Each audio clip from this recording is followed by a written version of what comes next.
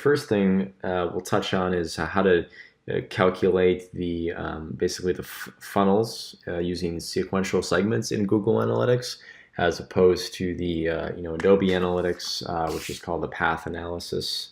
So first step is in Google Analytics and calculating the sequence segments, and we're going to use just this car dealership site as one of my clients. And so in their Google Analytics accounts, in the source medium report, you can use any report as segments, copy across. So we're going to just say we start at the home page, we go to the new vehicles as the second page, and then we click on this first vehicle here as Dodge Journey as the third step. So 3 steps in this funnel as an example. So we want to track all 3 steps. And obviously the URL changes here, so that's easy. You don't have to create any events or anything, so should be pretty easy. So you just go up here and add a segment, and you can do this in any report you're in. I just always happen to hang out at the source medium report usually. New segment, and we're going to do a sequence segment. And up here, you can name it whatever you want. I always make it a rule to add some form of naming convention in here. And what I do is, if it's my first funnel I'm building, then I would do 1. If it's my 8th funnel I'm building, then it would be 8. So for now, we'll just do the first funnel. And this is going to be, we're going to start with the 3rd step, and I'll tell you why here in a second. So first funnel, 3rd step. That way, when you're looking for it in Data Studio and you're searching under segments, it comes up really quickly. And I'll just do test delete.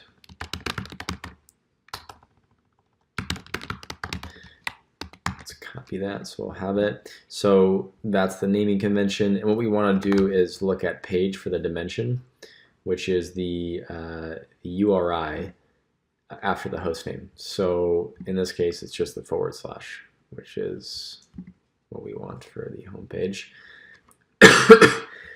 So in this case, we'll want to exactly match just this.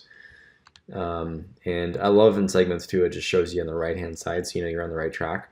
And that totally makes sense. 32% of people are coming to the home page because all the paid channels aren't directing people directly to the home page. Hardly any are.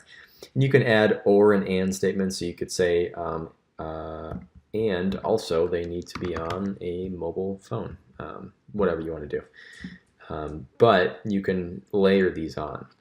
So that's the first step. The second step, you just click that, and this is going to be page for all these. I pretty much use page almost exclusively when I'm building these sequential segments out, unless there's some weird, cross-domain tracking issue or something, but it just makes sense to use page for all these.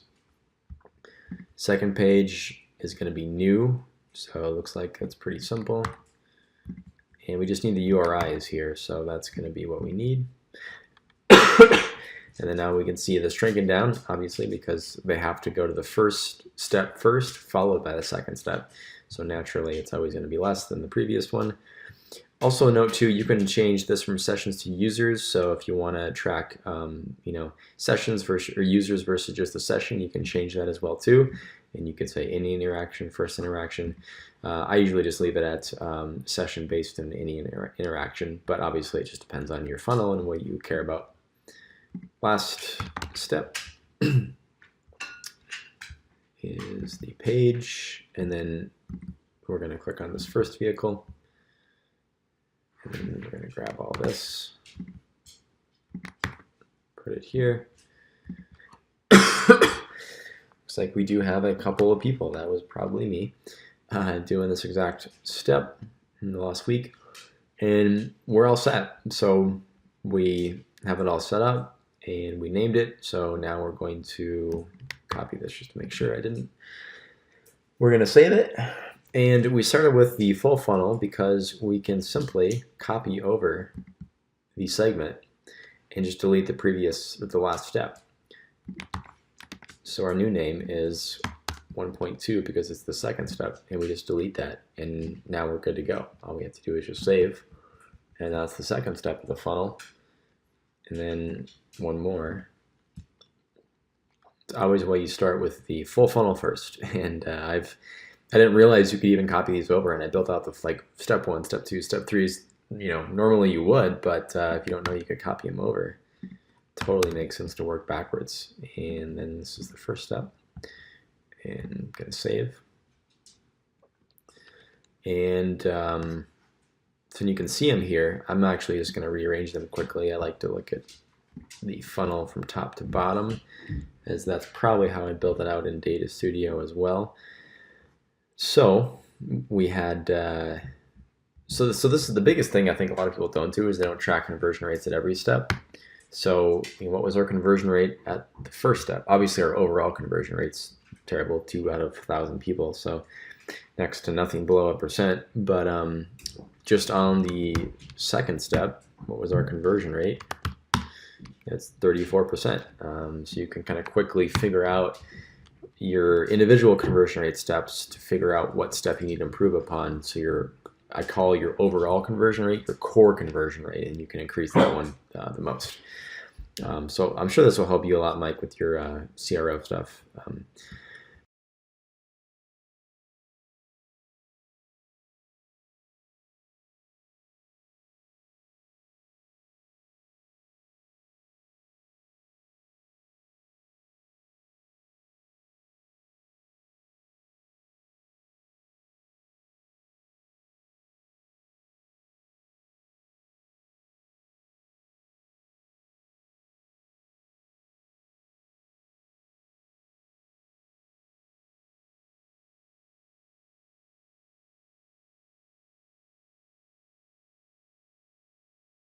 So we got our segments. Now we're just going to go over to Data Studio. And Mike, you had mentioned you use scorecards. I use these pretty much exclusively. I use these all the time in Data Studio. I love them.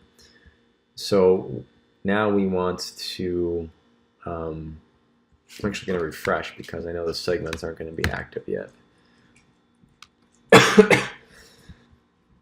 So we're just going to use Google Analytics for the source data. It's the exact same view as I have here. Get rid of this now. So we want to make sure we're tracking users. I always track users for funnel stuff because usually one person's only going to buy one thing, so that's why users make a lot more sense than sessions or page views. So then we want to add a segment, and here's the custom segments. 1.1 is the first step, so I simply just want to add that to the report. And I think this defaults to the last 30 days. Yeah, 28 days. Let's just change this to, oops. Oh, we'll just leave it, it doesn't really matter. Let's copy this over. And then this is going to be 1.2. Add it to the report.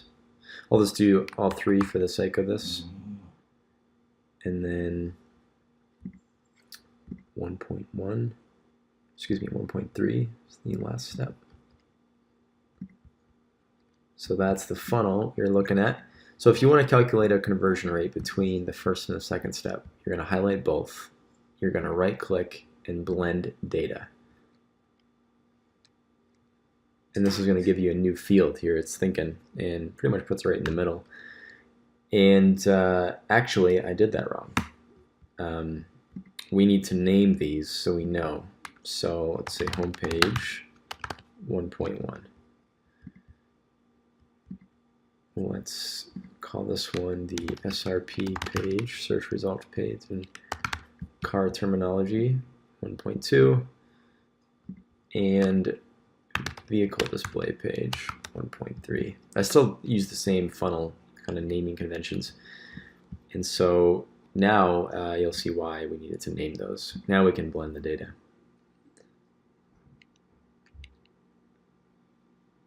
And what we're going to do, we're going to click on this metric here. We're going to create a new field, and we're just going to call this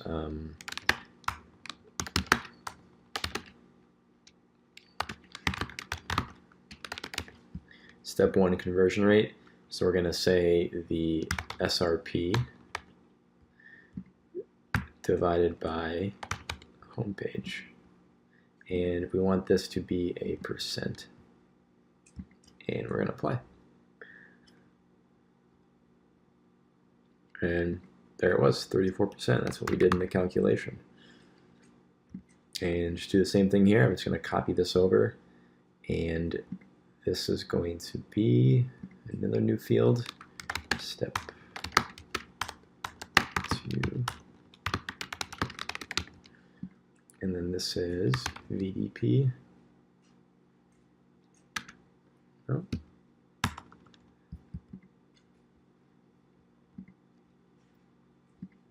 Oh, forgot to blend the data. I'll just do one more for the sake of this.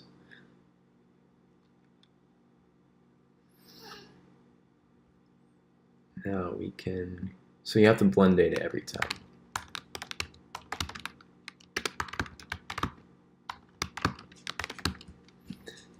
BDP